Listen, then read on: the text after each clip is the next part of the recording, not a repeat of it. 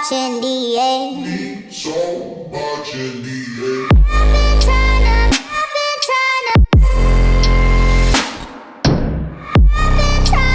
why? 'Cause I'm scared. Using witches,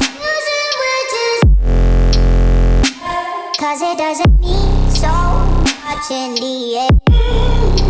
Boy, can you hold me? What is going on, everyone? It's Adam here from the Cruise Company, and today obviously we have another product walk around, this time being the pre-facelift 70 Series Bull Bar. This will fit all of your pre-facelift from 2007 to 2024. We just have to confirm fitment on the late model single cab. When we do, I'll put it in the comments down below. This one is a 2016 model. Don't be fooled by the headlights. It's a 2016 single cab. Got a 2-inch lift, probably sagged to 1 inch, but even with that, this is still a really high clearance bar. First things first, obviously one of the most important things about all of our products are that they are 100% Australian made. This is fully built in Victoria in our own factory, so it comes in as a flat bed of metal and it leaves looking like that. It doesn't leave the factory once. So that's pretty sick to do. Now let's get into just the overall design and looks of this bar. We're absolutely stoked with how it turned out.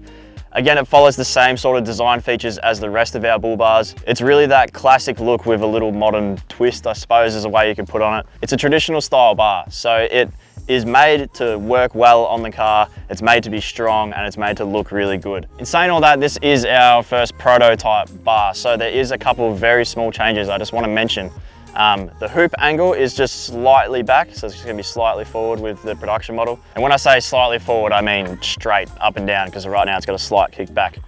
We just think it'll be better straight up and down. And then the wing ends are just gonna be a little bit shorter, just to make a bit more tire clearance. But that's it, everything else is perfectly fine with this thing. Stuff like that, you're not even gonna notice. So let me know your thoughts of this design of the bar in the comments below. As I said, we absolutely love it. It's super close in. It's got a lot more approach angle than a lot of other bars out there. It's still got room for your low mount winch. That is an 11 XP run bar in there.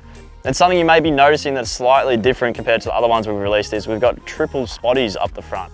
This is an add-on, so it's just got a little mount down here that allows for the 3 spotties. There's 2 mounting spots, so you can easily put 2 straight onto the bar. But we thought this one was gonna look really cool with the 3 steadies, and that is definitely true. These are the Evo 8.5s. We've only confirmed this on the pre-facelift, so if you do have the facelift, firstly go check out that video and not this one. We're pretty certain it will fit, but it will be tighter. Either way, it looks sick. It still looks really good with 2 spotties on there. Or you can run no spotties, it's up to you. But that will be an add-on. It's just a simple plate to be able to bolt 3 spotties on there.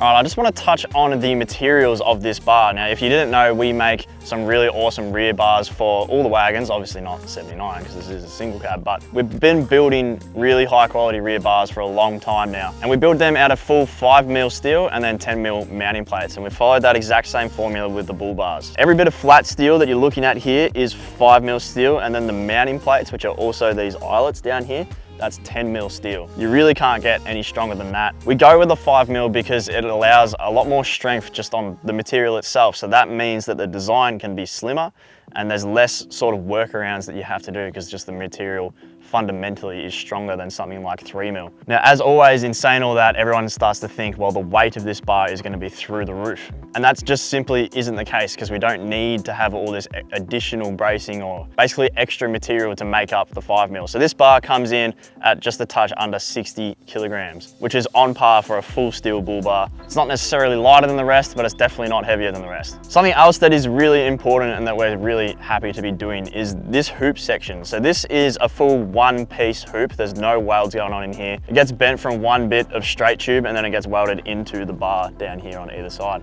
And then obviously in the middle here. This is what is commonly referred to as fat tube. This is 60.3mm and it actually has a 3.9mm wall, which is a really thick wall. What that means is that this hoop is very, very strong. I think that's sort of a common misconception a lot of people have. They just hear fat tube and then instantly think it's gonna be really strong, but you gotta watch out for the people out there that are using, I don't know, like 1mm wall. That's not really gonna hold up to that much. So you need a nice thick wall, which this has, and also the fat tube look, like it's the way, especially with the 70 series. Like they're just, I don't know, they really suit fat tube bars. Like if this was 40mm or something, it'd look absolutely stupid. So yeah, that's the hoop on there. Very important piece of the bull bar. That's what really makes the bull bar even stronger. Because if you think about it, if you smack it up on there, now you've got this one piece hoop that is also welded there, but you've got to try and move the entire thing for that to actually move.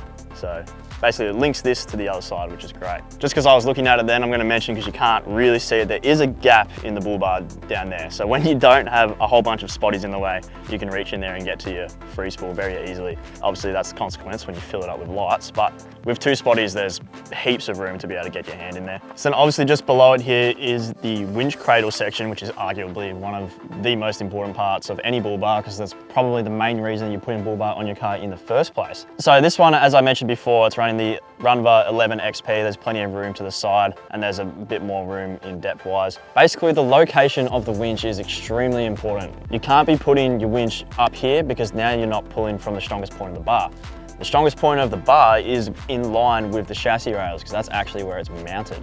If you put it up there, your mounts are here and your winch is here, and if you're pulling forward like that, it wants to do this, whereas if you're pulling it from here, it just wants to go with it. That's just the most reliable and the most durable way of putting a winch in a bull bar down in line with the chassis rails where the 10mm steel is. Basically, you want to be pulling from the rails, because or else you're just going to have issues in the long run. So the winch in these bars, like all our bars, are mounted face down. It just is a lot easier to do. This one has this really cool like color-coded hook from Runva. That's pretty sweet. I don't know if you can see from the camera, but we've picked up on as many mounting points as possible with this bar. It's extremely solid. It's going to be able to handle a lot of hits on the four-wheel drive tracks.